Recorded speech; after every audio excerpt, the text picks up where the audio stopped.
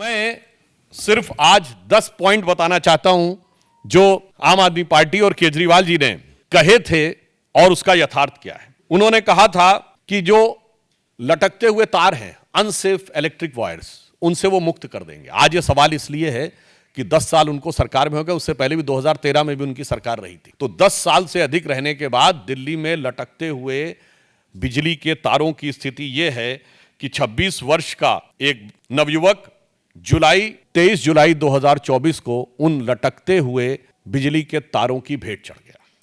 दूसरा, उन्होंने दावा किया था कि 24 आवर क्लीन ड्रिंकिंग वाटर देंगे, और अभी जब गर्मी आया तो लोगों ने देखा कि उत्तर पश्चिम दिल्ली और बाहरी दिल्ली के क्षेत्रों में किस ढंग से पानी को लेकर हाहाकार था। और पत्रकारों ने भी जाके देखा। चलिए, आप नेताओं की बात पे, राजनीतिक दलों के कार्यकर्ताओं की बात पे विश्वास न करें कि वो उसमें किस प्रकार की दुर्गंध आती थी जिस पानी का प्रयोग करना पड़ता था। फिर इन्होंने कहा वर्ल्ड क्लास एजुकेशन सिस्टम देंगे, यह दावा किया। और इतना ही नहीं, याद करिए, इनके मुंह से निकल गया था दुनिया का सबसे बड़ा अखबार जो है न्यूयॉर्क टाइम्स में छपवाना कितना मुश्किल है। छपवाना शब्द था, कोई जाके उस बाइट को चेक कर सकता है। तो पहले तो पढ़े लिखे मुख्यमंत्री को यह नहीं पता था कि दुनिया का सबसे बड़ा अखबार न्यूयॉर्क टाइम्स नहीं है, दुनिया का सबसे बड़ा अखबार है जापान का यामिनो शिमरी, और अमेरिका का भी सबसे बड़ा न्यूयॉर्क टाइम्स नहीं है, अमेरिका का सबसे बड़ा है यूएसए टुडे। खैर, इस अत्यधिक पढ़े लिखे मुख्यमंत्री को ने कहा छपवाना कितना मुश्किल है, और हकीकत क्या थी कि high court has reprimanded that the flawed education system, और इसमें कई चीजों को लेकर कोर्ट ने अप्रसन्नता जाहिर की।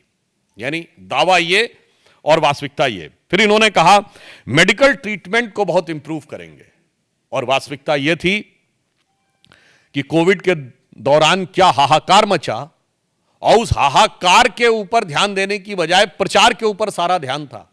आप सबको याद हो कि मोहल्ला क्लिनिकों में जो भ्रष्टाचार की चीजें प्रकाश में आई, जिसमें एक प्रकरण ऐसा था कि एक दिन में 539 लोगों का निस्तारण हुआ, जबकि मोहल्ला क्लिनिक 9 बजे से लेकर 1 बजे तक 4 घंटे में चलती है।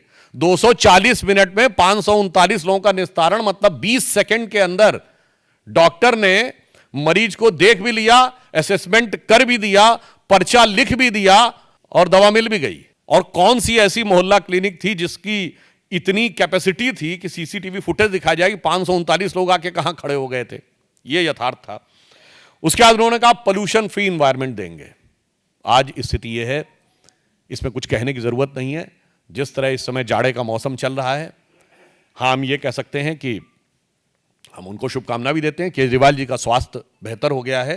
मुख्यमंत्री बनने से पहले जिस चीजें नजर आती थी, मगर दिल्ली की आबो हवा की सेहत बहुत खराब होती चली गई है। इसके बाद इन्होंने कहा कि जो कूड़े के ढेर, यानी ये छठा पॉइंट है, कूड़े के ढेर, इनको समाप्त करेंगे। और आज स्थिति यह है कि कूड़े के ढेरों की हाइट बढ़ रही थी।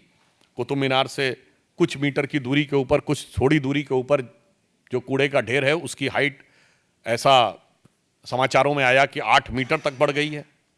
7वां दावा, दिल्ली महिलाओं के लिए सुरक्षित बनाएंगे। और भारत के इतिहास का इकलौता उदाहरण, जहां किसी भी सरकार के मुख्यमंत्री आवास में उसी पार्टी की महिला सांसद की पिटाई की गई और आरोप लगा मुख्यमंत्री के ओएसडी पर। पूरे भारत में ऐसा उदाहरण नहीं मिलेगा। मायावती जी के ऊपर स्टेट गेस्ट हाउस कांड में हमला हुआ था, वो समाजवादी पार्टी की सरकार ने किया, तो विरोधी दल था।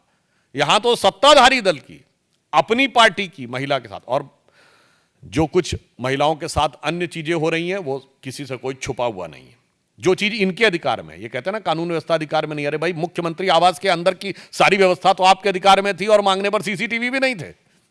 अब आप देखिए, अगला इनका था कि कच्ची कॉलोनीज जो हैं, उनको बेसिक इम्यूनिटी, जो मूलभूत सुविधाएं हैं, उनसे युक्त कर देंगे। संगम विहार में जिस प्रकार की चीजें देखने को मिली, उससे बहुत साफ है कि यह दावा बिल्कुल यथार्थ के धरातल पर चूर चूर होता नजर आ रहा है। फिर इन्होंने ये कहा था कि जो झुग्गी झोपड़ी के में रहने वाले लोग हैं, उनको स्थायी आवास देंगे। आज 1 दशक पूरा होने के बाद भी ये दावा सिर्फ हवाई दावा है, जबकि प्रधानमंत्री जी के प्रेरणा से चलने वाली योजना में 3024 फ्लैट्स अब तक कालकाजी एरिया में झुग्गी झोपड़ी के लोगों को दिए जा चुके हैं। हम जो कहते हैं वो करते हैं, और जो वो कहते हैं वो कभी नहीं करते।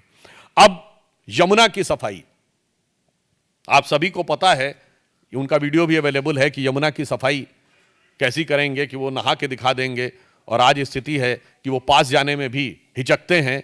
यमुना की झाग वाली फोटोएं आप सब ने देखी। अतः ये 10 पॉइंट हैं जो हम लोगों ने कहे कि केजरीवाल जी के दावे।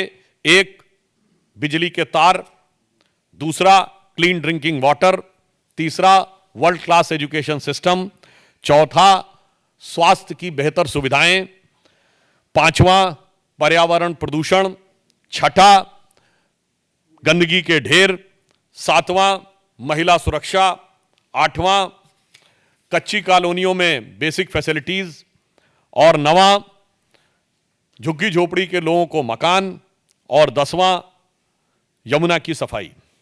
ये तो नहीं किया, मगर काम ऐसे अद्भुत किए हैं कि भारत की राजनीति में उदाहरण न मिले।